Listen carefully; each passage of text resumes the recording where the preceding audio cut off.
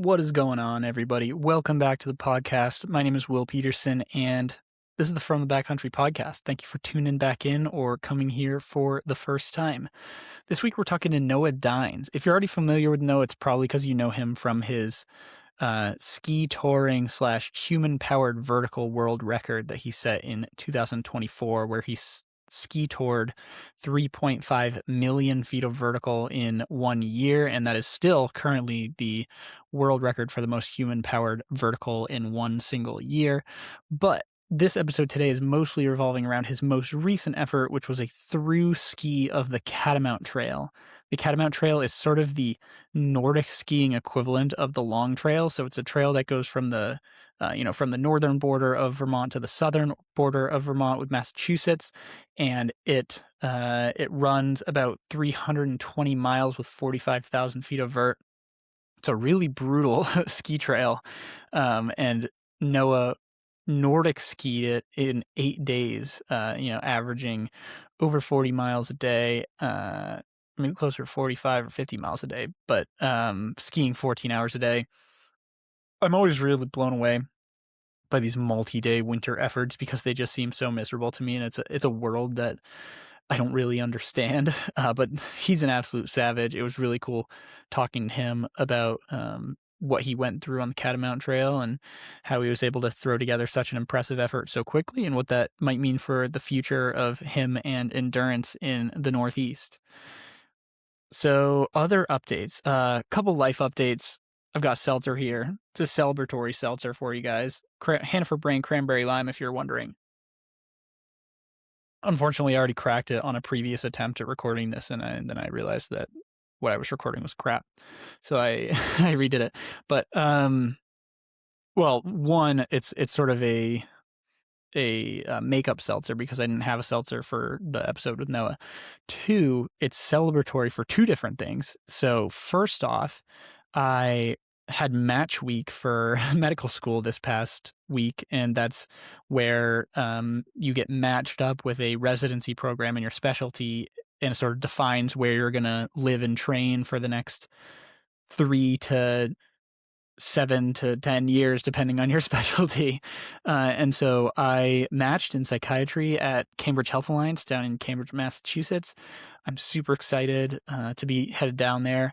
You know, I feel very fortunate. I had the really good fortune of having the opportunity to interview at a lot of great programs. But I felt like that was the best place, the best training and best situation for me, for my career goals and all that good stuff. And luckily for me, they felt the same way. So I'm headed out of the woods, headed out of the Upper Valley for at least a few years here. I anticipate being back, and Cambridge isn't that far away. I'll be in the whites, I'll be in the greens all the time. Don't you guys worry about that. And then in other news, what else? In other news, a lot of you guys will probably be interested to hear. So I'm finally announcing, for what it's worth, my big project for the year in 2026 is going to be a self-supported attempt at the Appalachian Trail record. So I'm going to be starting down in Georgia on April 28th and headed northbound, hoping to do something. I've never raced anything nearly as long as the AT, and I really don't know what I'm capable of, but I have always looked up at the AT as sort of being, the peak of multi-day FKT, and it's something I've always wanted to take a shot at, and I have the opportunity to do that. So I'm going to give it a shot. There are going to be episodes about it coming up. I'll probably do a Q&A, I think, at some point here. And so if you have questions about the AT, I'm going to put a request for Q's and A, or Q's, I guess. I'll give the A's. I'll put a request for Q's on my on the podcast Instagram, rather. But I know not all of you have Instagram or follow the podcast on Instagram. So if you have a question you want to submit and you don't want to wait for Instagram, feel free to just send it to the podcast email address, which is fromthebackcountry@gmail.com.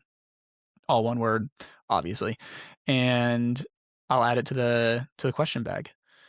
That's it, I think. What else? Oh, before we get to the episode, guys, You know what time it is. It's Infinite time. Let me tell you about Infinite. Infinite Total Nutrition Powder. You mix it right into your water. All your endurance, hydration, and nutrition needs. Listen, guys, I know you know the Infinite ad that I read, beat for beat by now. But I was thinking, I'd do some maths out on the cost of Infinite versus some of these other things. And so I was thinking, what would it cost to do a 24-hour 100-miler on all these different brands? On the Precision 90 carb gel, it would cost you $135 to do a 24-hour run on Precision. Plus, you got to do salt because it doesn't have salt, so you got to buy your own salt pills. Morton, it would cost you about $90. Plus, you got to add in salt with the 320, with the Morton 320. If you did it all on Goose, I thought Goose would be cheaper, but Goose are actually depending on how many Goose you take, it would be between $144 and $192. Plus, you got to add some salt in there with those too. Even untapped maple, oh my gosh, it's like $160. Plus you got to add salt. Infinite with the Infinite custom blend is $72 for 24 hours of nutrition. If you use my discount code from the backcountry, all one word, you get 15% off. That brings it all the way down to $61 for 24 hours of nutrition. That's less than half the cost of Precision. That's almost 30% less than Morton. It's way less. It's way less than basically everything. So it's a really good deal. If you're interested, go try them out. Total Nutrition. You don't need to add anything else into. It's a no-brainer to me. I use it for sort of an everyday driver as well, just for long runs during the week. Great stuff. Go try it, Infinite. Link in the description, or link in the show notes, and use code from the backcountry, all one word, for 15% off. Next, we got Burgeon. Burgeon is a outdoor clothing company. They make great stuff locally in Lincoln and Gorham, New Hampshire. You should go check them out in store. They're really nice. They have a retail shop in Lincoln. I'm wearing one of their Alpha Direct 90 hoodies right now. I plan on taking that on the AT with me as one of my layers, and I plan on wearing one of their Sunseeker tees as my daily driver layer while I am out there on the AT. I really like their stuff. I really like that it's locally made, and they support local. Yeah. So check them out. They're in the description as well. Last sponsor is John G. You guys will hear about John G later on in the episode. And that's it. Noah, thank you so much for coming on the episode. Really enjoyed chatting with you. Hope you guys enjoy the episode with Noah, and talk to y'all later. All right. Peace.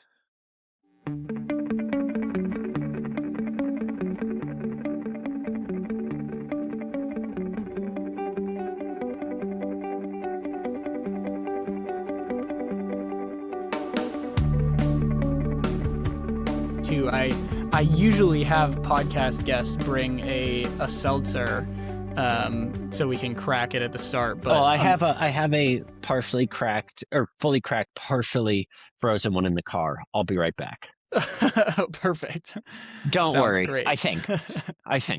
Well, I don't have a seltzer because I'm at school right now. I'm at Dartmouth, and such is life. But you have a seltzer to make up for me being an idiot. So what are you drinking over there? I have a polar seltzer, which is naturally calorie free, and it's ruby red grapefruit. I got it yesterday on the way to go skiing. It is, I would say, 15% frozen. Okay. That's still a lot of drinkable liquid in there. Yeah, and now that it's indoors rather than left in my truck overnight, it will become more liquid and less solid. So you've got a polar seltzer over there. I will tell you, we're more of a Hannaford brand podcast, but given I don't have anything to show for the seltzer game today, we'll take your polar sacrifice. How far Hannaford is? It's like 25 minutes. I live so deep in Stowe. That's a tough one. I'll grant you that. But before we went live, we were talking a little bit about the sort of media. You said you haven't done much for this effort. And I'm guessing that's like in comparison to. I'm sure you did a lot after your vertical record last year. Yeah, almost 2 years, 2024, a long time ago now. 2024. Wow. Yeah, I did a lot like on it actually yeah, that was I did a lot of podcasts. Started and certainly as I hit bigger milestones and got more press, people wanted me. Um, and then you know, haven't done one in a no, I did one with Andrew Drummond around Hmm. my I've done a few around the film that I've been touring around this winter. So still on the pod circuit. Sure. But and this effort was just like so different, and it doesn't really. Well, one, I didn't get an FKT, so I think like that definitely tempered some interest. Uh, and it's so weird because it's like the cross country. It's not cross country skiing in a sense of like wearing lycra and being Johannes Klebo uh, or Jesse Diggins, and Hmm. it's not backcountry skiing in the sense that you like do anything like super rad, Sure. and it's not running because it's not running. It's just this like very few people are out there through skiing. It's not much of a. It's rare that it exists. The Right. ability to ski multiple days in a row, other than like polar exploration, like traverses in some of the greater ranges, and that's different. So it's a very odd little activity I was able to partake in. Well, so yeah, tell me a little bit about that. How did you come up with, I mean, I know the Catamount Trail is a thing. How did you come up with the idea that this was something you wanted to do? And then maybe for folks who are less familiar, like give people an idea of what the Catamount Trail actually is. Yeah, so the Catamount Trail is this really cool trail that goes from the Massachusetts border to the Canadian border in Vermont. It's called the Catamount XC Trail. It's 315-ish miles, um, and it snakes through some national forests, a lot of state land, a lot of private land. You hit uh, some of the most like storied cross country centers. You hit the Von Trapps, you hit Craftsbury Outdoor Center, you hit Rykert and Middlebury. And so you get all sorts of terrain, some very backcountry, some very much people's literal backyard. Um, a lot of snowmobile trails. So really, kind of any sort of terrain that we have in Vermont, you have Hmm. on the trail. And in the where I am instead, a lot of the very good backcountry skiing. So Vermont, the backcountry skiing is off of parts of the Catamount Trail. So you see the blue plastic blazes all the time. So I don't know, 3, 4, 5 years I've been familiar with the trail. I've seen a friend who has the FKT, Chris Burnham, attempt it twice, um, and I've had interest in it, but it never lined up. It's like kind of as I've learned, it's a disaster logistically. It is really not conducive to through skiing, I think, Hmm. in many Interesting. ways. Most people, like you look on the Facebook group for it, are skiing, 1 to 2 sections at a time, and then a few people a year will try to through ski. Hmm. Most, I know this year I was the only one. Most not to be anywhere to have any sort of success. Um, Conditions are really hard. Is kind of the biggest issue before you get into logistics. To have snow in, you know, on the Massachusetts border Right. through Canada into Canada is rare to have enough snow and not rain and not ice. And so it's, compared to even, any sort of running uh effort, I think it's much harder to nail conditions. Yeah. Yeah. It's also, I mean, I would imagine the it's a lot lower down, at least the parts I've seen in the sort of the Sterling, what is it, the Sterling Forest Forest, area. yeah. Yeah. It's like a lot lower down, and it's not following the ridge lines mostly, obviously, and so No, there's going to be so generally less snow. yeah, it's generally lower. and that's actually like a relatively snowy part of the trail. The Mhm. stuff around Stowe is like not really sections that you have to worry about too much. But yeah, so it was conceived in 1984. I think a bunch of UVM-ish guys, uh, based on the Long Trail. Does the Mhm. same thing, but it is up on the ridges, stays high mostly, and they wanted a. It's not really skiable.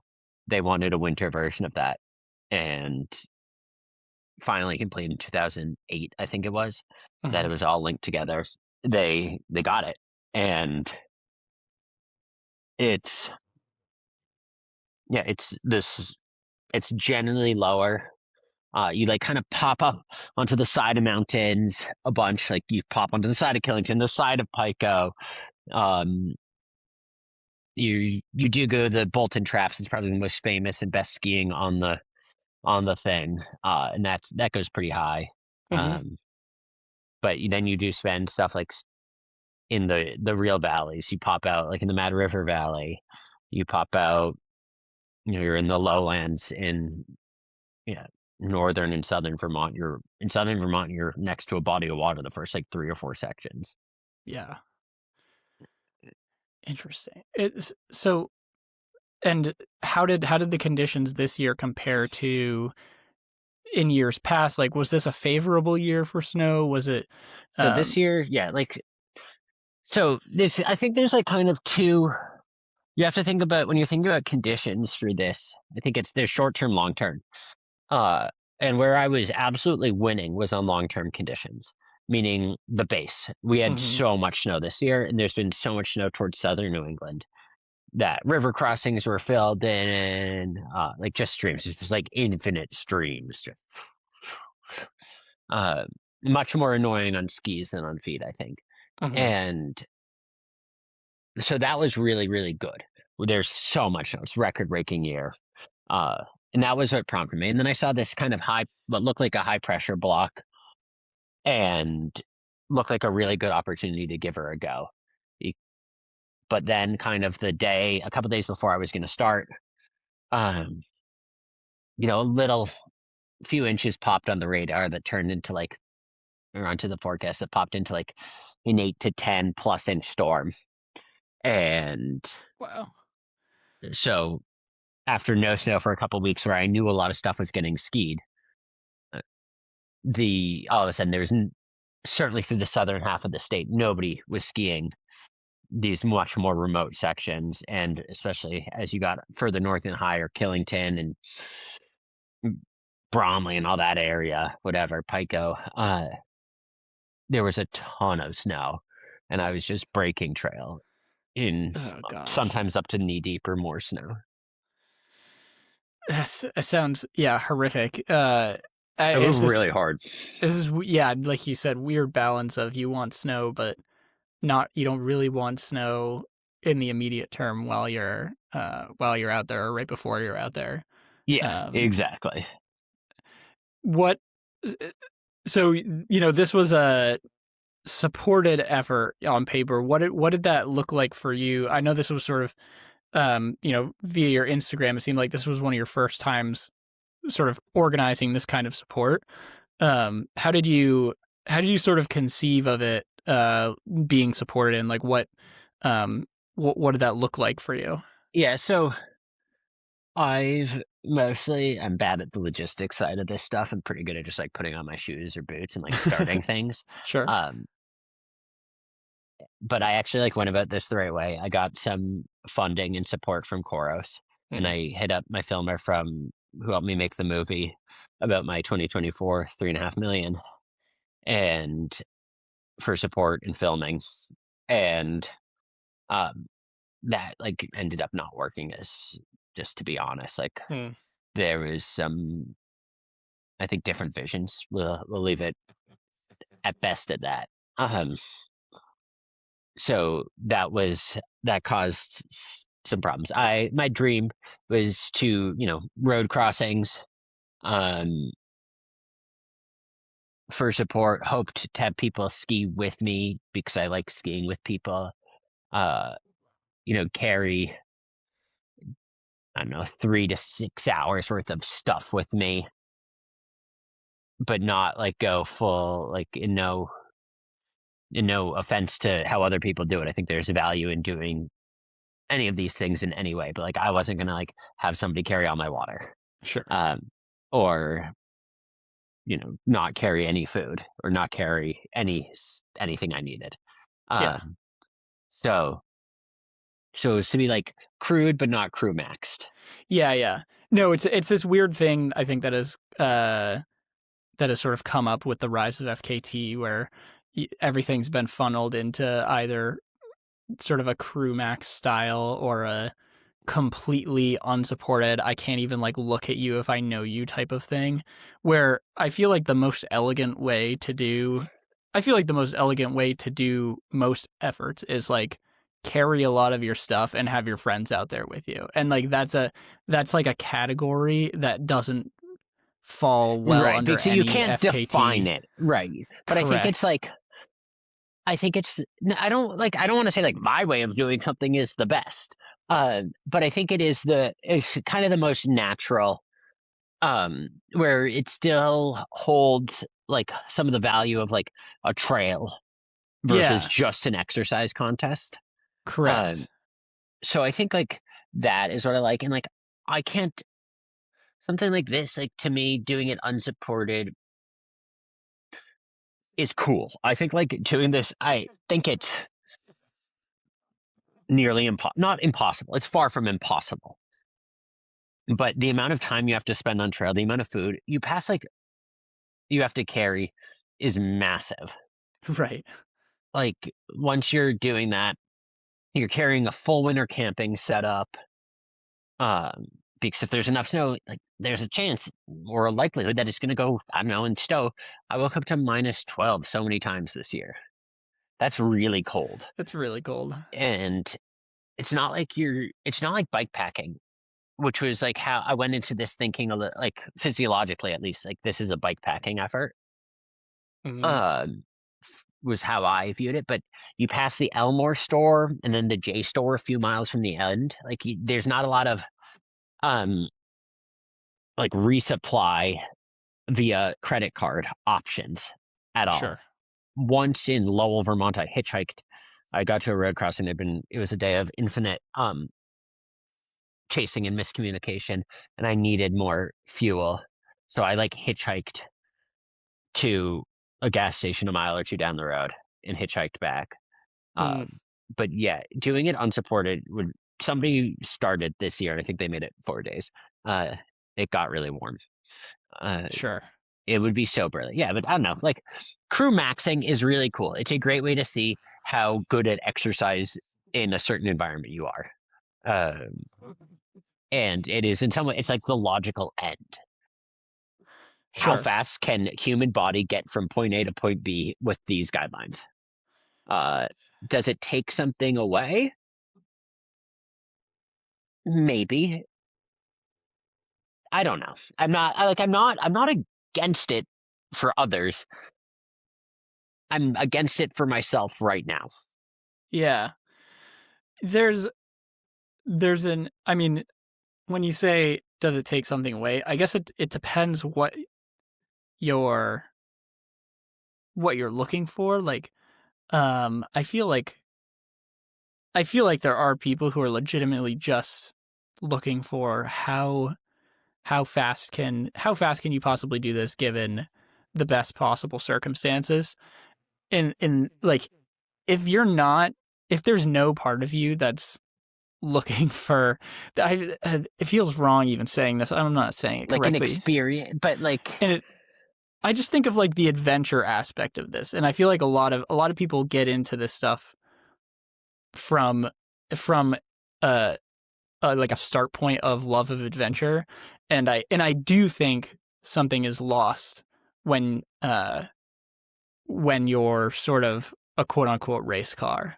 Like it's not really an adventure anymore. It's like an experiment. You know what I'm saying? right, totally. It's like you just take it and make it a track. Hmm. Um, yeah, in terms of like adventure and place, yeah, totally. There's stuff lost. But also like it's really athletics is cool and like I think we're all doing this because we do want to see how much we can push our bodies. Sure, definitely. So I am like defending crew maxing, uh, something I like explicitly said that I don't want to do. I just think like as you were saying, there's this line I somebody said in climbing, and I think it's just so important. Is like there's no cheating in climbing, only lying, Mm. and that's increasingly true. Other than things like doping and like stuff that I think we all can agree is outside the pale. Uh, I just want to know like what style you did it, maybe why you did it that way, like what, and then I'm cool with that. Sure. Yeah. I think that's very true. And I mean, logically there is uh like you said, I think crew maxing is sort of the logical endpoint of speed efforts, because even on unsupported stuff, it's like, okay, you're obviously, if you're doing something multi-day unsupported, then you're not doing it as fast as you could if you crew maxed it. And then at that point, like, why are you doing it? Like, why are you going for speed in in that case? Like, why wouldn't you, if you're truly going for speed, why wouldn't you crew max it? Anyway, there's a million different ways you can parse it. I agree with you that it's different. It's different. There are different pluses and minuses for each way to go about it. But anyway, that's just like a We're never gonna solve that one. I think it's just like, do things like for me, I'm at very best, a mediocre athlete.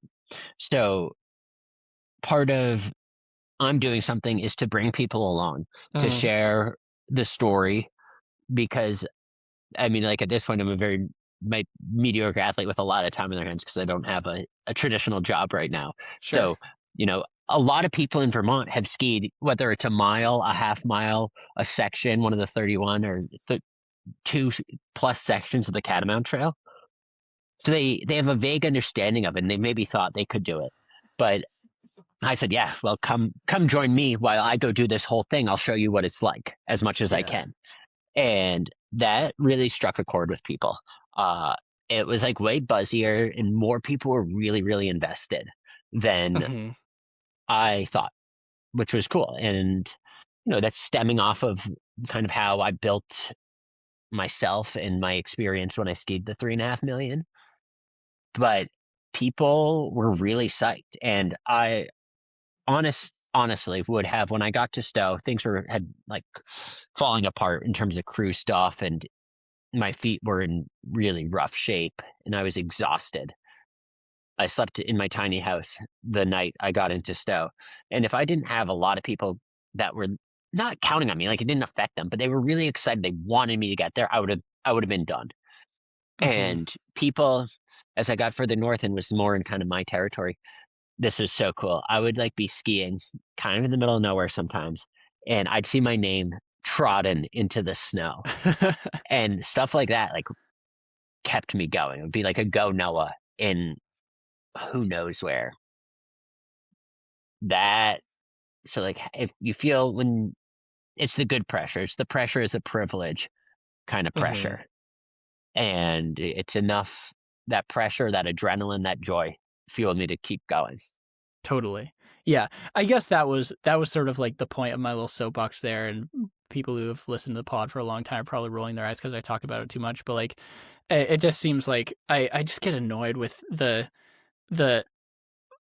like the what you're just describing is I think, like, in my opinion, the ideal way oftentimes to go about speed efforts, where it's like there's like a huge chunk of self-sufficiency, but uh you're also sort of driving community engagement. People can come out and see you, all that stuff, and there's no way under the current framework to incentivize those kind of efforts. It's all either like by yourself, or we turn it Yeah, into a certainly. track and crew max it. Yeah, certainly if like you're on the FKT side of things, where like as a very mediocre athlete, I have to be on the storytelling side of things.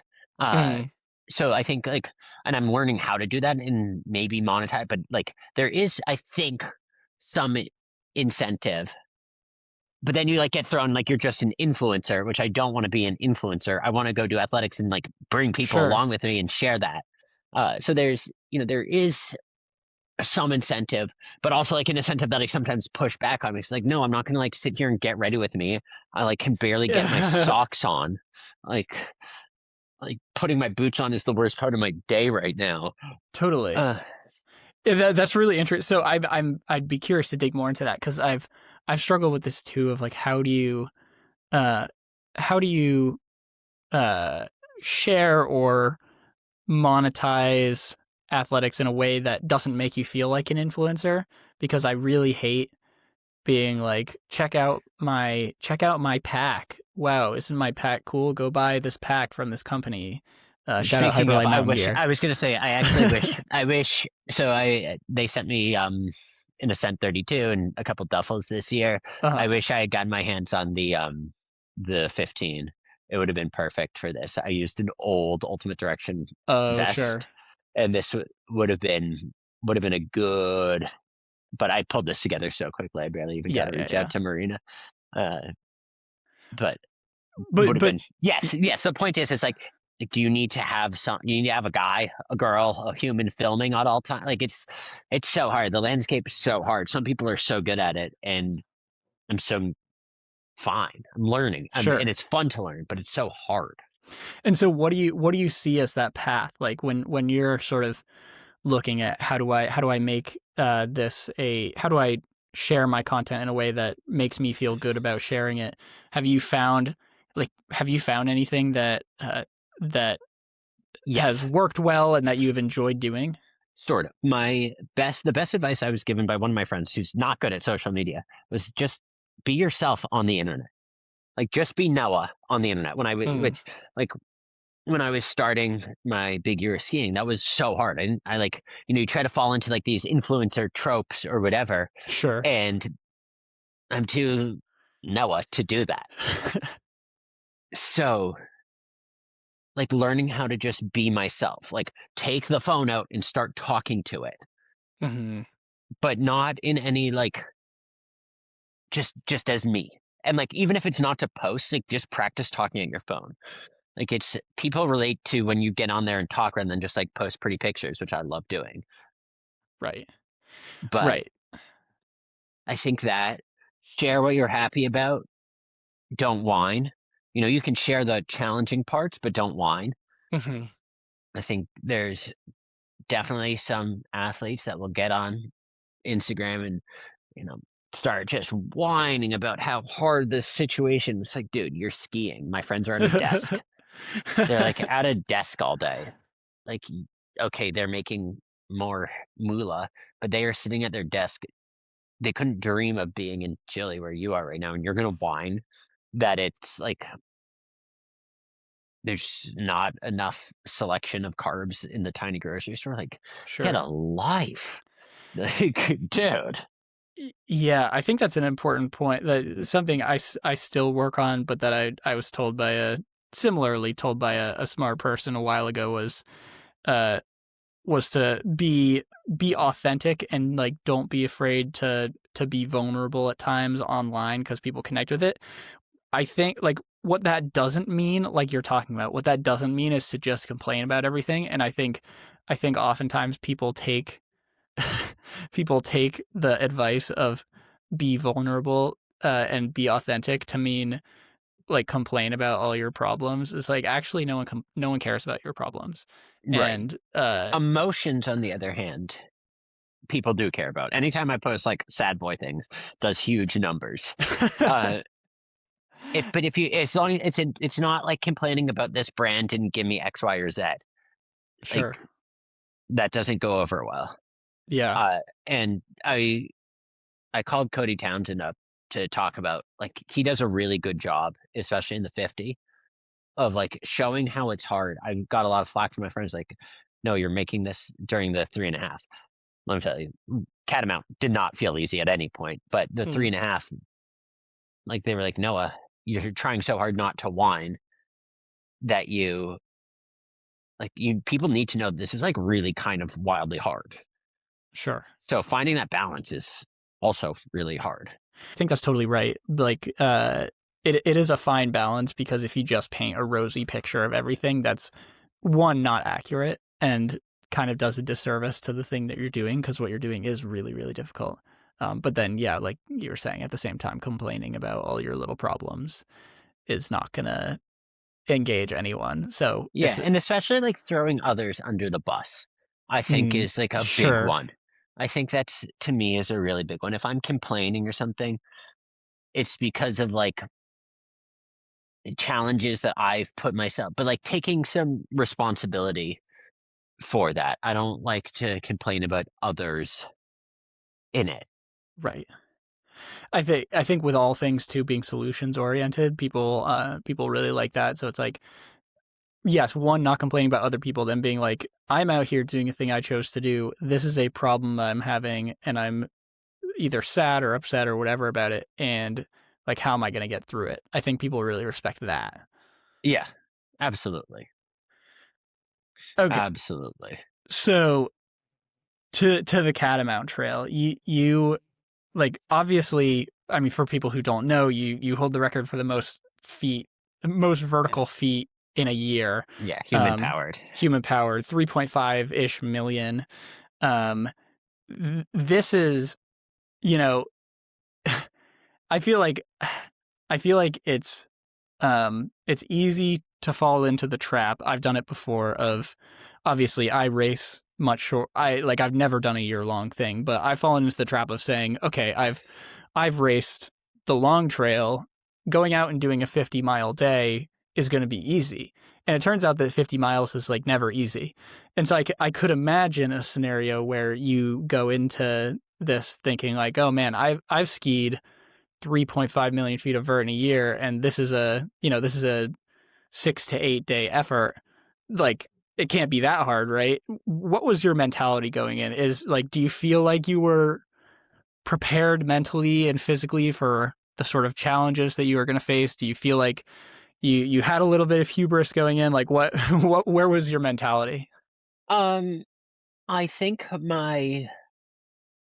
my expected challenges were not the main challenges I expected. I expected my number one issue to be that I don't really cross country ski at all. I was like, I don't have a Nordic skiing background. I am I love ski touring. I locking my heel in like plastic boots. And look, I don't like have skate technique, and I don't have classic technique, and I don't have a V1 and a V2 and all the fancy cross country skiing terms. I don't even know what they are. I was gonna say, So I don't know what a V1 or a V2 it's is. like, yeah, it's like how it's like your style, like how you the whole thing. Sure. Like which pole you're playing. Yeah, cross country is a super technique heavy sport. Yes. So I chose skis with a full metal edge and fish scales and like pretty beefy and heavy to help. I was really nervous about the downhills, Mm-hmm. uh, which is funny because like that's not something I'm usually super nervous about. Uh, but I took some huge crashes at the Stowe Derby, which is like a lift serve downhill cross country ski race in Stowe. It's one of the oldest races in the country. Like you take the chairlift up, and then you take the toll road, and then you ski into town. Oh gosh. Uh, so I took some like really big crashes last year on skate skis. Mm-hmm. So I was not feeling at all confident in descent. So I really expected to get my ass whooped by technique and just like spend way more energy than I should have Mm-hmm. based on technique.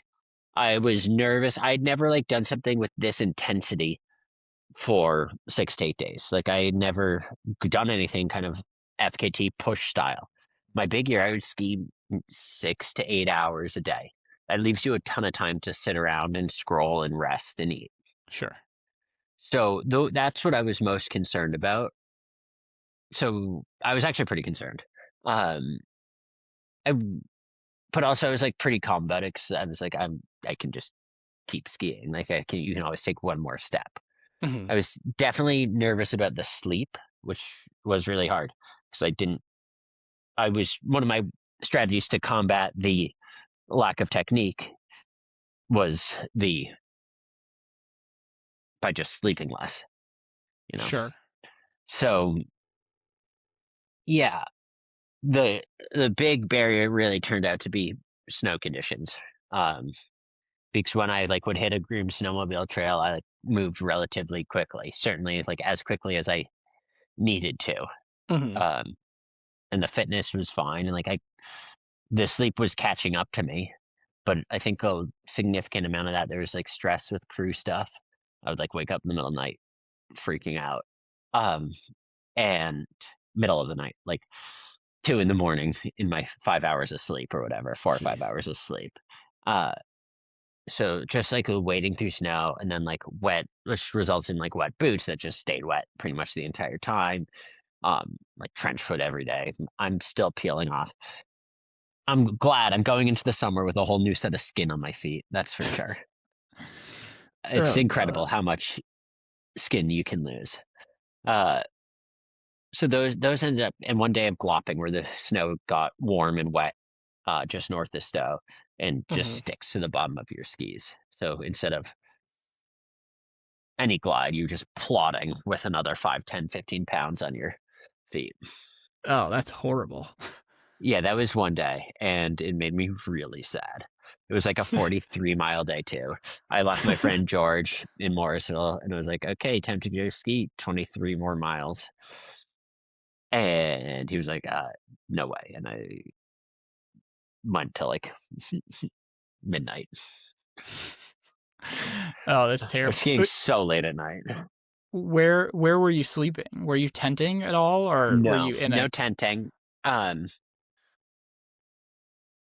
I stayed at a few friends, a few random strangers on the internet's houses, nice? my place one night. Um, as I got everything got easier as I got north in terms of logistics, mostly because that's just where I know people. Sure. Filmer's parents' house the first night. Um, that is something that I could have dialed a little bit. And there was one night where like turned out to be like school break, so there were no hotels available in the state of Vermont, which was Sick. like the plan for that day. And it was just like just find whatever's nearby, and ended up having to go to Burlington. So that ended up costing a bunch of Oh wow. car time. So Yeah. definitely like I made some logistical errors. There's also like almost no service. It's incredible in 2026 how bad the cell phone service can be for hours and hours and hours on end in Vermont. Mm, interesting. Yeah, that I would imagine that would make coordinating with the crew really difficult, and you probably are also trying to manage battery life in the cold. It's like also kind of an emergency safety blanket, although I imagine you have a beacon as well, probably. Um, Yeah, this was the first time I ever carried an inReach in anything I've ever done. That's probably a smart idea because it Yeah, sounds like reading your Instagram post, it sounds like especially down south, you were like really out there. you're really out there, and it's way more committing than you think. Like it will be. There's one section that's really like 20 something miles with no road crossing. There's like one snowmobile crossing, um, Wow. and with no service, and like you can see a town 10 miles away. But I was surprised at the commitment, and that's something that I actually found a little bit frustrating. Just it would be there was a couple times like, oh, I could ski for another hour or two, but I can't ski for 4 or 5 more hours Sure. to finish this section. So then you just have to call it there. Yeah, Uh, definitely. so which I because I wasn't carrying any sleeping supplies at all, uh, and that was just like ah, Mhm. and then never having done like a long trail or an AT where you have those kind of situations.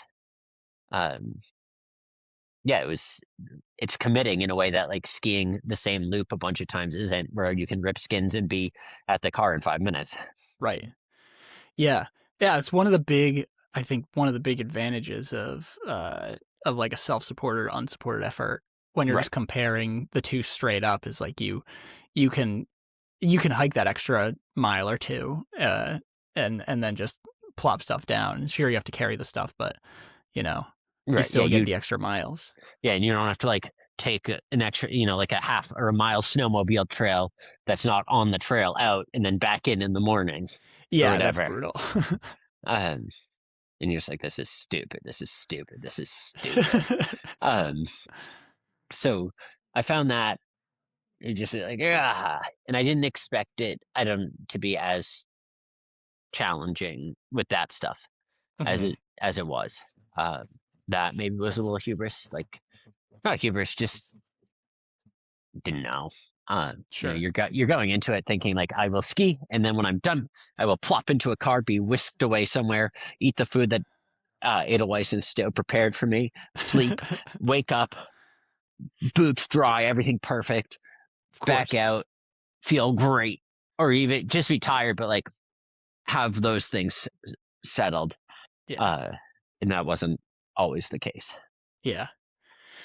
We're big gear podcasts. Walk me through what you were carrying with you and on you for a 20-mile section, or what was your standard gear layout?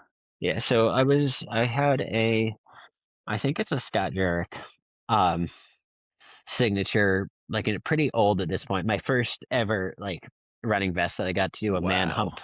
Um, I remember I'm a very new endurance boy. This was probably like 2021.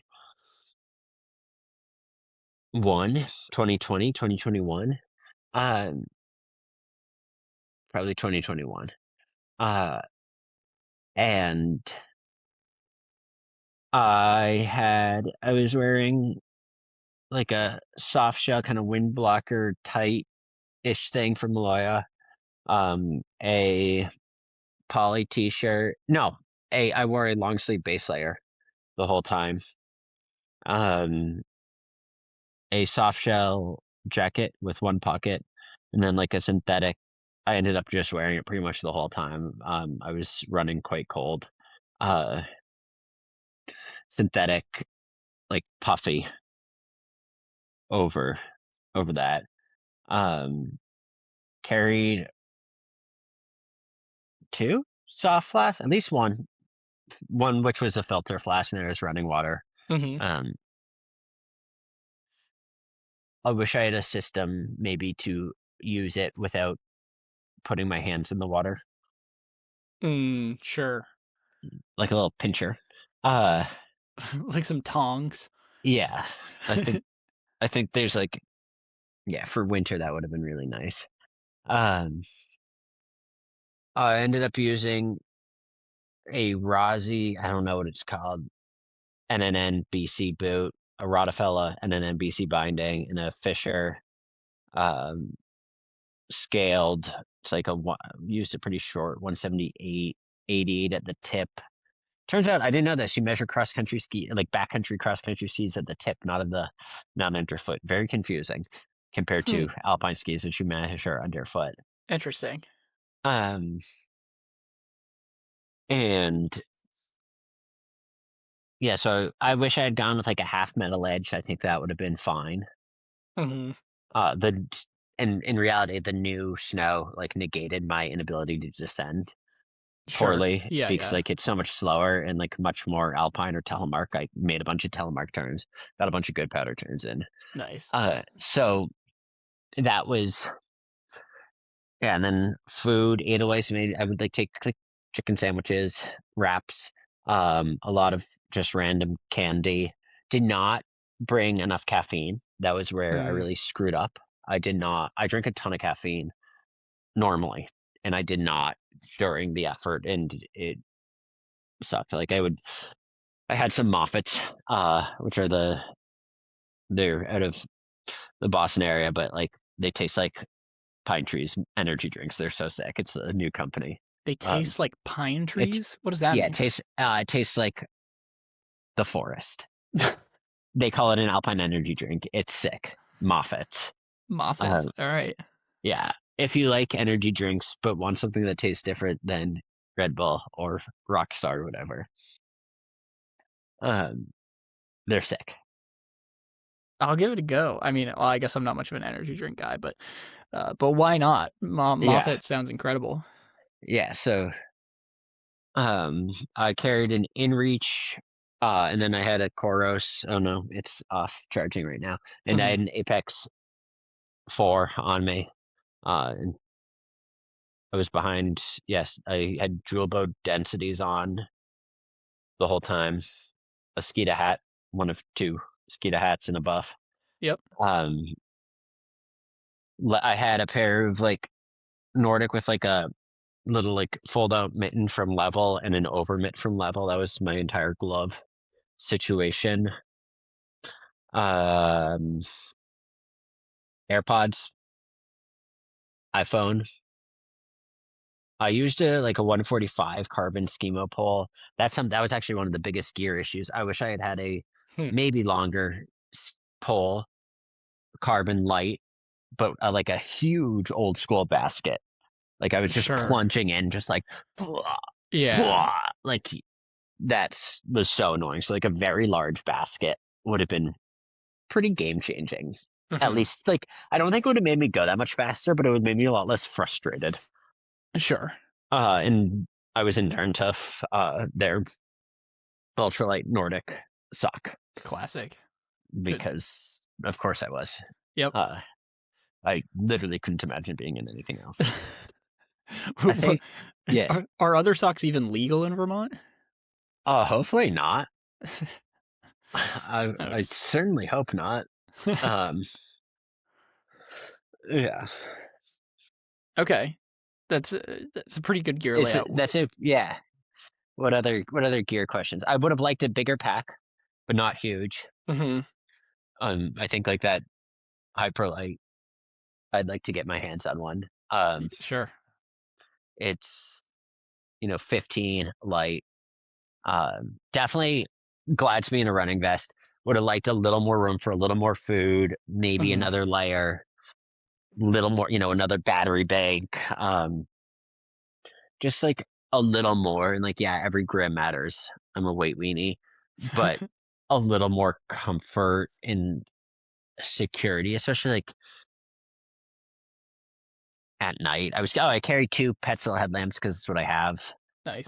One of the like running ones with a little battery pack in the back, and then the one I use for skiing that's just like the I don't know what it's called.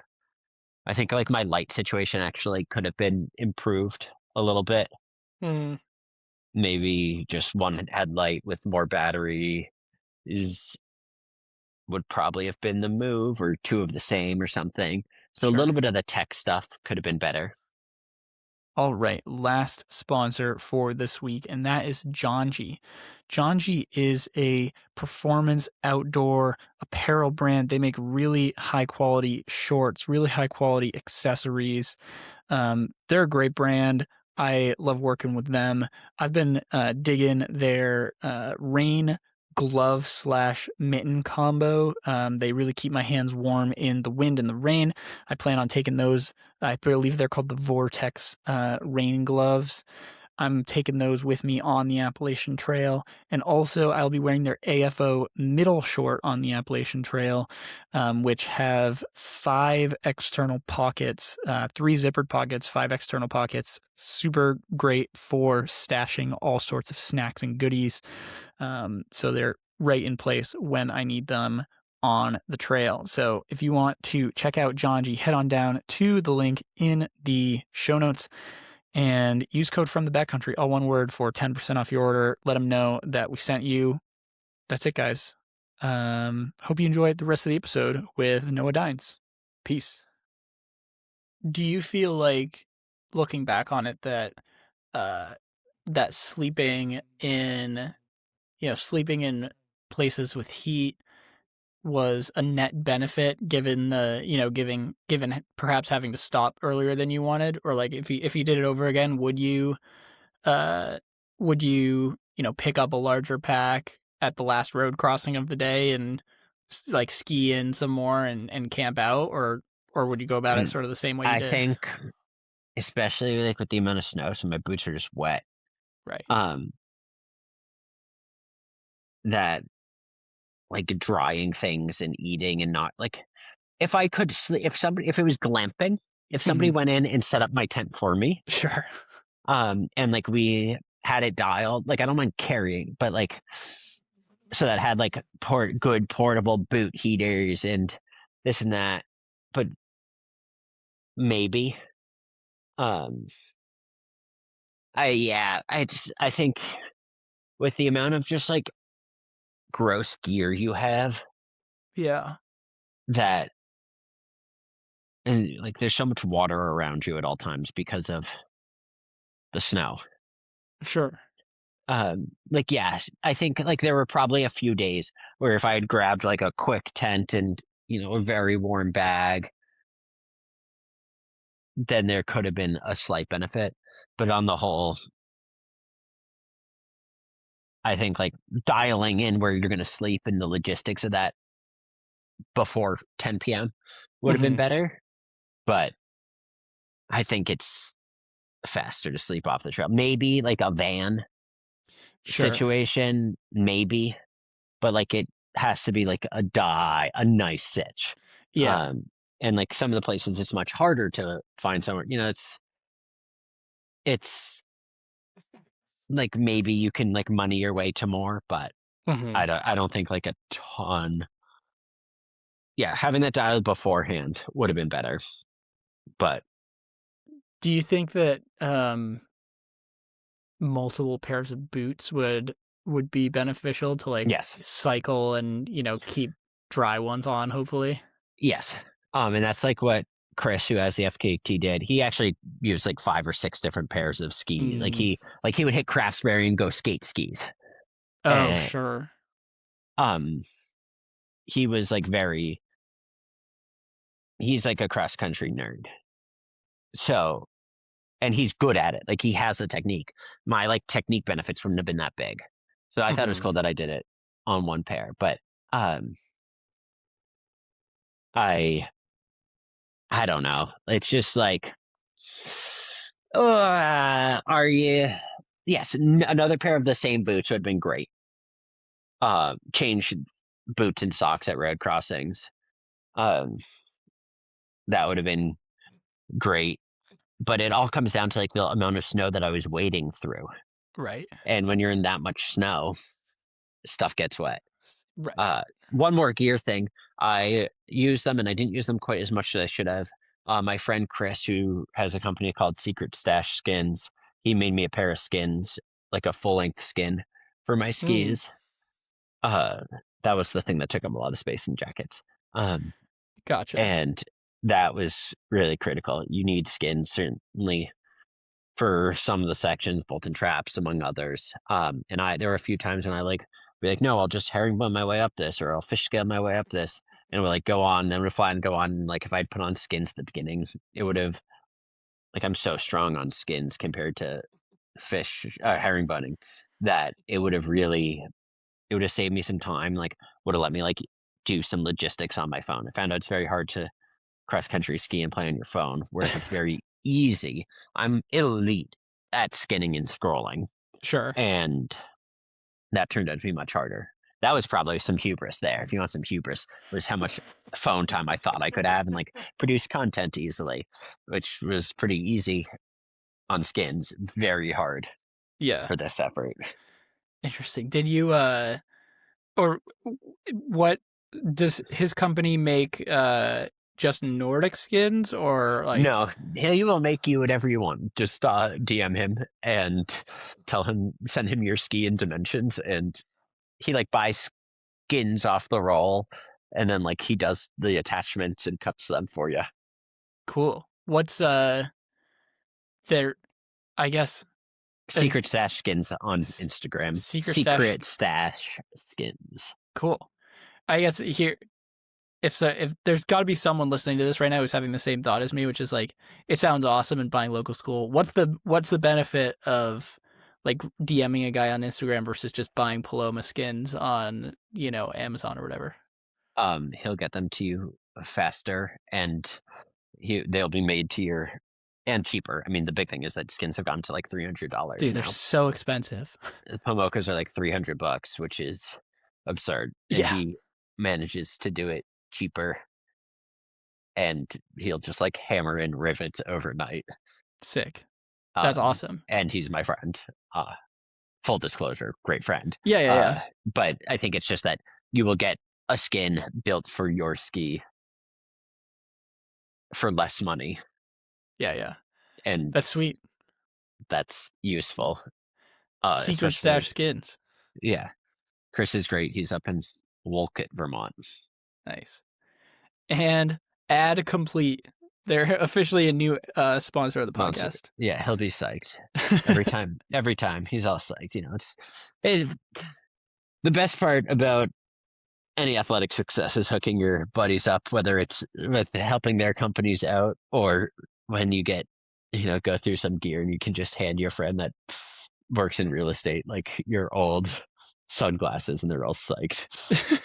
So funny. I love So that. many nice things. You own so many nice things. No money, but so many things. Yeah, dude, I think about that often. I'm like, man, I have just an absurd amount of hyper Luxury like goods. yeah, just luxury backpacks in my house, and I like none of they're all prototypes, none of it's worth anything, but it's still kind of sick to have it all in my, when I go trail running with my non-trail running friends, they get to wear sweet stuff. Yeah, exactly. It's so funny. It's like, oh, this like they sent me a couple duffels, and it was like, wow, this Dyneema duffel is wildly expensive. Uh, it's like you're in this world and like everything's topsy turvy because like only the nicest stuff and like skis very expensive. They come and they go. Uh, Mm-hmm. Grocery shopping on the other hand, now that's an inexpensive activity. Skiing, that's free. Yeah, skiing is completely free. Yeah, of course. There's no Yeah, cost right. to that. No, that's why would you pay to go skiing? Yeah, so true. So But true. the grocery store, oh my goodness, have you seen the price of bananas? That is so true. Okay, and so overall, the the effort took about 8 days, is that Yeah, right? 7 days, 17 hours or something. I didn't bother computing it totally. I ended up, Filmer was scared of the border, didn't have a passport with him, so I stopped like 2, 3 miles at the J store. It was like 1 in the morning. I said, Is can't is there argue with you. is there like a border crossing at the end of the trail? Like I'm thinking of the I long don't, trail border is just an obelisk in the middle of the I woods. believe it is exactly that. Fair enough. Um, At one that's in the funny. morning, it's very hard to argue Yeah, I get it. I about. get it. Yeah. Yeah, so it was like 8 ski days. Um, I averaged somewhere over 14 hours plus a day. Mhm. Went very slowly. That's still 40 miles a day on cross country skis seems like an absurd number of miles per day. I can't imagine Yes. that. Yeah, like to even be, that was the thing. It was like I was getting, other than 2 days that were like low 30s, I was just within like the realm of where I needed to be for the FKT. Yeah, Which actually like knowing my conditions had me like really psyched. I'm like taking away a lot of like real positives. One that like I look back and like, wow, that was really hard, but I'm pretty psyched about it. Um, I didn't know this was really like I love to do like something where when you're jumping into a new realm, you don't know. I remember in the spring of 2022, I drove out west and like went and skied a bunch of volcanoes. Like, okay, wow, I really like big mountains and Mm-hmm. skiing on volcanoes. Maybe I didn't. Maybe it's annoying, and I like to ski only in Vermont. And then this, or I did an Everesting. Like, okay, I can ski for a very long time. Then right. then the big year, and then this is like it's adjacent to that in that it's a volume based activity, but it's very different. And so like I was saying earlier, it's much more felt more akin to bike packing, which I've done some of, but I haven't like certainly raced or done big long days, Sure. repeated them, but not 8 in a row. Mm-hmm. So the fact that like yeah, I got really tired sleeping 4 to 5 hours a night or whatever it was, but like I held up pretty darn well. And I had my wits mostly about. I'm writing a piece about it right now for the High Route, um, that new magazine that uh, Jason Albert, Alex Lee, and a few others are putting together. It's beautiful. I just got a copy, of issue 3, Yep. and I'm like trying to talk about it. It's like this was my first time. It's like, wow, I know what it feels like to be really old. Like you're patting around your vest, just kind of stopped somewhere, Mm. and then you realize you've made three trips around your pockets, and you don't actually know what you were looking for. It's like, okay, this is what my grand. It's like okay, I guess I'll start walking. And like your body feels so creaky and terrible, except for all of a sudden when you're like, oh no, I feel great. Sure. So I think I was like, this must be what it feels like to be my 90-year-old grandparents. That's funny. Did this make you, it seems like this got you more stoked on the idea of multi-day efforts in general. Did it make you more stoked on cross-country skiing, or like did you get done this and you're like, man, I've had my fill of cross. I feel like I would get done this and be like, I never want to see cross-country skis ever again. I mean, I'll probably do this again at some point. Oh wow. Like I would like to like get. I don't feel like my fitness and like my legs and lungs really got tested. Sure. Uh, so I mean, I think I could. It wouldn't take a ton in good conditions to like give it another go. It would take less time, hopefully.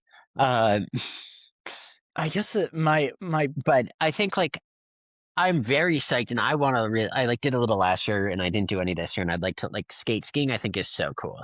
yep. It's just so beautiful. People that are good at it, not me. And like just wow, just fly. It's fast and it's so different than ski touring. Hmm. Like I don't have a real interest in classic skiing because like if I'm gonna do that motion, I'd like to go up a mountain then down it. Right. Yeah, that makes sense. When you're doing something like how much of the Catamount Trail is actually skatable? Depending on condition, I would maybe say 25 at most, Hmm. 30. Like there's a lot of snowmobile trail. And it just depends on like what time of day you hit it, whether it was groomed, whether it's chunked up beyond belief, if that's skatable. I didn't skate any snowmobile trail. Yeah. Um, I herringboned up some steep stuff or a bunch of steep stuff. Sure. But I didn't skate. I didn't really skate much. I skated a little at like Craftsbury. I got there, it was like beautifully groomed. Um, it's probably not even that much. Most of it really is backcountry, you know, backcountry, cross country. Yeah.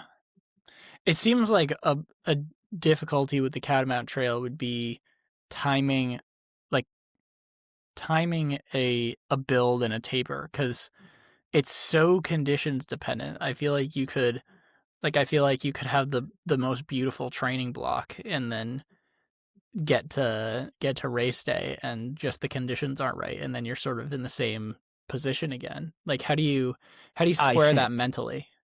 I think like I've never actually built for something. I've never really trained. I'd like to learn how to do that a little more, but it would require like planning more than 2 weeks in advance. Um, Sure.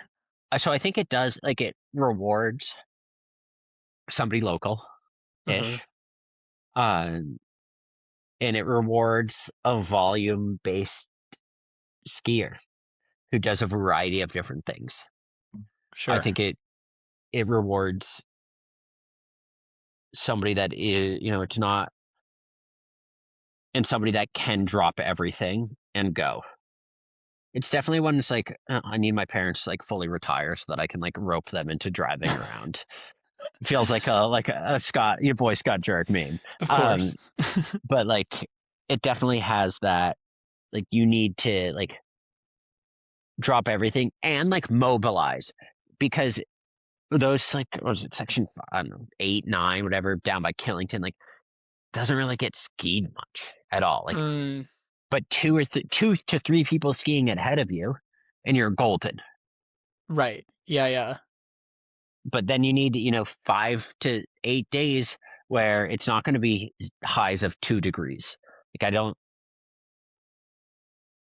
I think that would also kill you. Like the conditions with enough snow but not too much snow, and cool but not frigid. It's It's really such a hard. tightrope.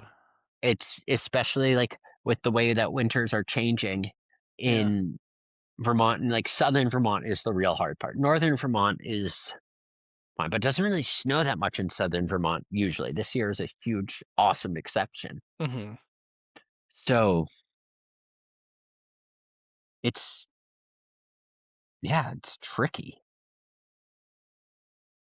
It's a conditions like it's a planning nightmare and a conditions nightmare, Mm. which is Yeah, part of the appeal of it, which like makes it pretty cool, I think, too. totally. It adds to the adventure aspect by quite a lot, I think. Yeah, like you can't just like plan your life around doing it February 20th. Right. Might snow 3 feet. If it snows 3 feet, you can't do it in any sort of timely manner.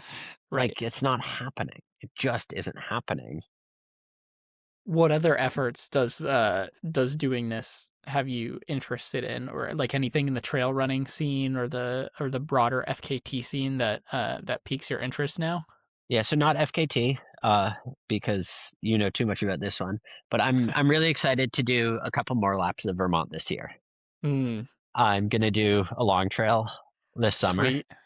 uh, probably in a similar week-ish time frame. Um, I like, got a little bit into running last year, and that was fun. Yeah. Ish. I like would like to be. I'm not good at it, but but a week feels like very like reasonable for me to do the long trail in. Mhm. Um, maybe a little more, maybe hopefully a little less. Always hopefully.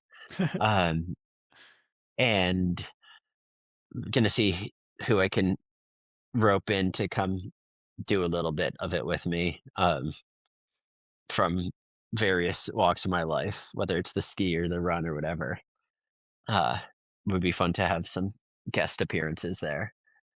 And I'm gonna do a VTXL, the gravel route that Ted King initiated Yep. from north to south. So I'm really excited to do 3 laps of Vermont this year. Yeah. That'll be fun. What walk me through, I mean, you don't have to go like beat by beat, but I'm not super familiar with the VTXL route. Yeah, I haven't actually looked at it. It's like 300 miles probably about because that's how long it is if you want to go a reasonable way from Massachusetts to Canada and Vermont. That's just the length. Yeah. And I think it, knowing Ted, has an absurd amount of climbing. Sick. Uh, so that'll probably be like a 4-ish day effort.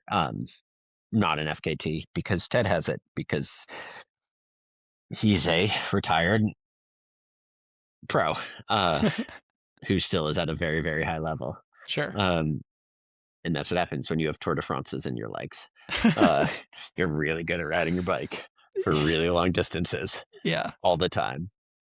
So those are like 2 definites. I would like to do more bike packing. It's something like finding the next adventure and the what's next. I'm glad to have like those 2 things to come and tell you. It's been harder for me.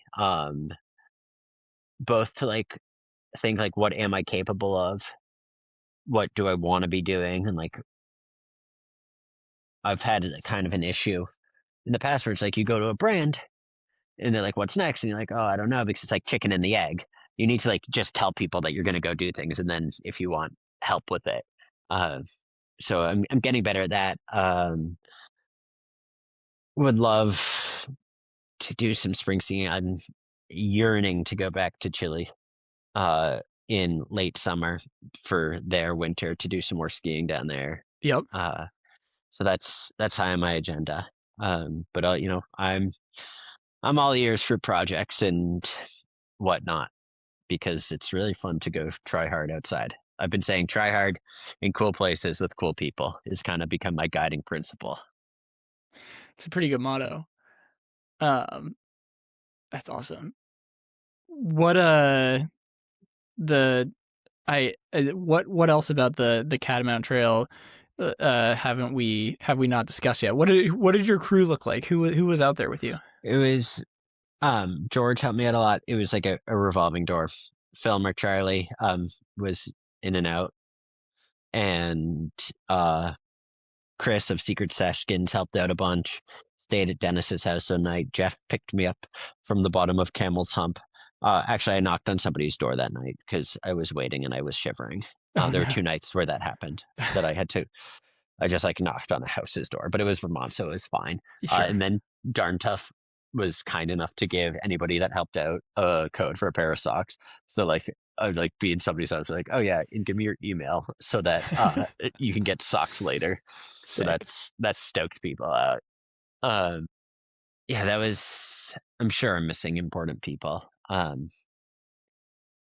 Some named Andrew McNeilis like met me coming down Lincoln Gap. He was the first person that had written my name in the snow, which was huge because that descent is tough. Uh, Mm. so lots of ran into in the Mad River Valley. I kept running into people like, oh, you know Dines, um, which was fun, always fun.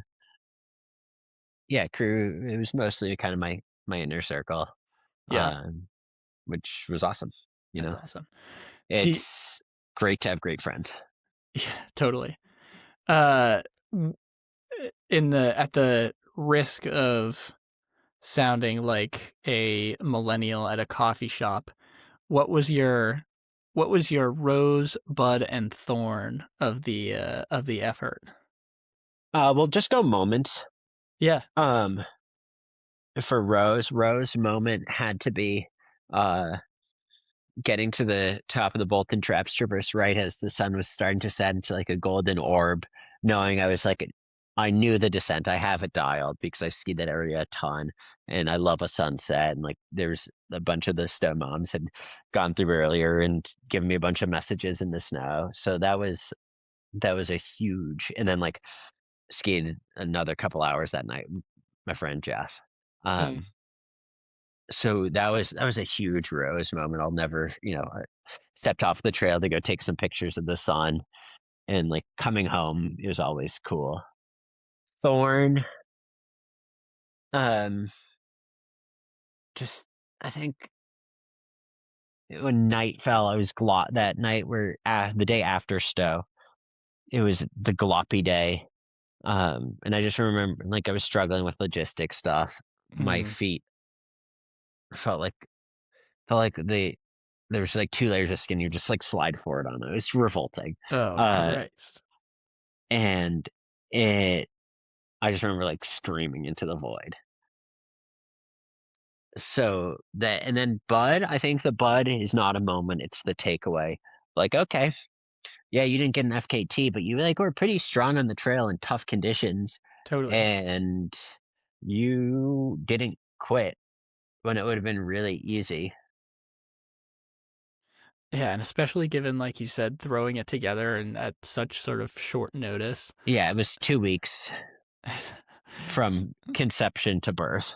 it's pretty crazy. I can't imagine throwing together something that size. It takes me like 6 months to plan one of these things. Like that's Yeah, I absurd. should learn from you. I sometimes, you just know a dinosaur. You just like throw things into the air and you're like, yeah, and it kind of works. It would behoove me, like in terms of like my athletics, to be better about the planning. Mhm. But also, like, I love that feeling, like, you're driving down to your parents' Massachusetts, you're like, wow, there's a lot of snow here. I should do the Catamount Trail. And you're like, Yeah, okay, I'm doing the Catamount Trail. You're on a call with Koros the next day, and then you're like, okay, we're golden, let's go. that's so sick. Ah! And just like, come on, we're going for a ride, folks. That's it. Chorus is a good connection to have. Yeah, I mean, they've been awesome. Watch is good. yeah, Um, watch is and great. Does the like, watch job yeah, and that's when it comes to watches, that's the number one thing is that they're reliable. for sure. That's I would sick. have been so sad if like it lost the file. Oh my gosh, I can't imagine. That'd be so tragic. It would have been so sad. Not as like sad as I would have been during my big year. Like if I just like 10,000 feet disappeared on me last in 2024. How do you like if that happened on something where like where you sort of need the data. What if you'd lost a file on the 3.5 million, would you have still counted it, or like would it be like, oh, that I 10,000 would feet's just have down the toilet? I would have toileted it, but I would have made a note in the spreadsheet my dad kept. That's ridiculous. I think. Yeah. Because like when you're just at the end of the day, it was just like sharing Strava screenshots or whatever. Yeah. No, that makes So, sense. What do you think of what Amber Constant's doing over on Flume and Liberty right now, trying to do all this on foot? It's people trying hard. Do I want to do that? No. But the good thing about sports is that there is something for everyone. Like I spent my entire time trying to be like in the season that I like most during my big year. Like I like spring skiing, so I just stayed in spring kind of perpetually. Right. What she's doing is like, here, let's have the worst season to go running in and just stay there. Like but sometimes with these things, like this is your plan, you stick to it, and like bless her. I am so glad that that's not me. Same. Like, man, it just sounds brutal. It just sounds brutal because I run once or twice a year in snow, and then I say, wow, that was stupid. Mm-hmm. Time to go skiing. That's this past November, December, I tried to convince Andrew Drummond to do a winter 48 with me, and I don't think I've ever seen him so disgusted with me. Repulsed. I'm sure he was repulsed. He was repulsed. He was like, why would I ever do that when I could go skiing? I'm like, fair enough, Andrew. I think there's like there's such a divide in the endurance world, even in the endurance people that are like endurance skiers like me or Andrew too. I mean, he's in everything, where it's like, okay, when it's winter, this is what we do. It doesn't matter. Like there's no like everything else gets like put on the chopping like on the table. Right. Like we just go skiing. Whereas like you ski, but you're a runner. Right. Is your primary. Yeah. So you're fine like going days without skiing. And like sure. Weeks even. That's just unfathomable. Like this is my season. No, that is really interesting of like what you correct. Like when I look at my athletic calendar, the summer is my season, and then the like I love skiing in the winter, but it's sort of it's an accessory. It's an accessory, like, and it's completely flipped for you. That's a very and I think, perspective. Like with people that like run and bike, not like race necessarily bikes, but like with that, like then those two are like pretty compatible, and it's like right. But when it's like skiers, when it's ski time, you just drop everything. Yeah. It's like, okay, like it will be like running shoes will come out when I use them to hike to go skiing in the spring. Or like, haha, I had to go show my film in a city. I went for a run. Haha, that's silly. I'm like in my little 5K. That is definitely a very uniquely skier thing. I feel like skiers, more than anyone else. I mean, snowboarders too, but like the snow sport, the sliders, they really hate doing anything else when it is sliding time. I think it feels so ephemeral. Like that eventually you will not be able to go skiing anymore because the snow will melt, because that's what happens to snow. Right. Right. And that's fair. There's a scarcity mindset. Like 6-7 months of your season, but soon you'll be plunged into the 5 months of heat and no skiing, even if you love it. It's like, I think it's, dude, 5 months is 6 months, 5 or 6, 7 maybe. There's a lot of ski season in Vermont is at least a 6-month season from beginning of November through the first November, December, January, February, March, April, usually the first week of May. If you go to the glacier at Killington, it's like 8 months. Yeah. I mean, I've skied July 4th in the Bowl. That's the latest I've ever skied in New England. Wow. Good for Tux. And then, I mean, if you go out west, then, I've been then you go to Chile. Well, you go to Pacific Northwest for a few weeks. Right. Obviously, ski on the glaciers there. And that's maybe some of my favorite all-time skiing. Like Hood, Rainier, those mountains are so incredible. And you can like go mountain biking in the afternoon. I was about to ask you the dumbest question that anyone's probably ever asked you, which was going to be, what's the most number of days you've skied in a year? And then I realized that that was a really stupid question. And no, So it's actually a good question because it's 348. yeah, I figured it was fairly close to 365 considering your vert record. Yeah. Yeah. That's a lot of skiing. It's a lot of time in boots. Yeah. It's a lot of time in boots. Did you? I feel like my feet would just completely disintegrate. Do you end up building calluses up and you No, know? my feet were like way more fine during the big year than in any of like my other little efforts. Um, Good boot fitting, a lot of time to dry out. Yeah. Um, like there was some swelling. I have weird ankles and weird feet. They're like kind of famous on the internet in a niche. Um, What does that mean? I've gotten like a good amount of play between like Drummond's crew and the Out of Collective crew. Mm. Uh, they've appeared. Have you ever been featured on Ski the Feeds or Feeds the Whites or whatever? Yeah, of course. That's incredible. I hope to get on there someday. Yeah. I mean, I think I could get a feature right now. The amount of skin that's still peeling. Gosh, that's horrible. It doesn't hurt. You just have to, it just takes a lot of time to trim every day. I'm doing a lot of trimming.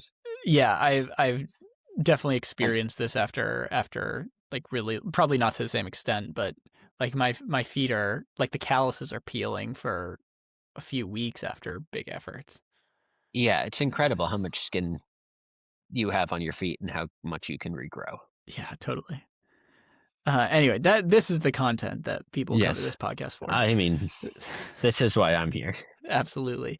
You can find Noah on Foot Finder. You had that all fired up and ready to go. That's right. Foot Finder. Better than Foot Binder. I don't know what that is. Foot binding, like the ancient Chinese practice. Oh, yes. I do know what that is. Yes, none of that. No. What have we missed? What do you want to tell the folks about the Catamount Trail or about any other outdoor things? Go try it. It's really cool. Send me other long distance skis to come try. I really like skiing from here to there.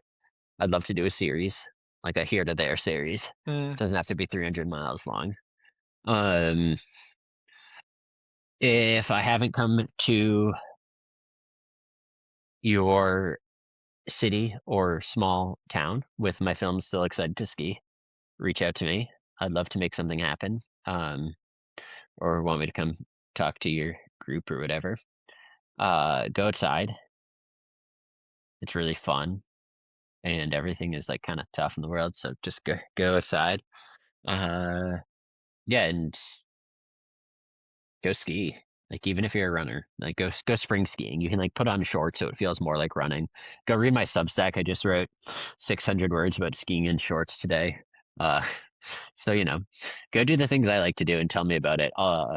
And come to Nosedive Bar on Nosedive at Stowe the weekend after closing day. Trust me. Awesome. When you were mentioning other long distance Nordic things, doesn't have to be Nordic, or doesn't have to be Nordic, but yeah. I was thinking, I have never looked into it too much, but my understanding is that there's quite a network of ski trails. Quebec. I was thinking like in the 100-mile wilderness area in Maine, and I think there's a hut system that the AMC runs. Anyway, I don't know. That feels like a Drummond thing that he knows about. Probably. That's his territory. Yes. Although it's probably too flat for him. But in any case. I mean, 100-mile wilderness. Did you have a bit on it this year? I did have a bit on it this year. I DNF'd at like mile 78. It was awesome. 100-mile wilderness. That might even be too flat for me. Yeah. Yeah, it's fairly flat. It's not I mean, there are some mountains in there, but the back You don't half really is, go up of them. yeah. I mean, you go up a couple mountains. If you're on the AT, you go Yeah. up a couple mountains. I don't know what the Nordic trails over there do, but Yeah. Maine's so weird where it's so flat except where it's not. yeah, it's so flat except where it's just some of the most technical, steep, heinous trails imaginable.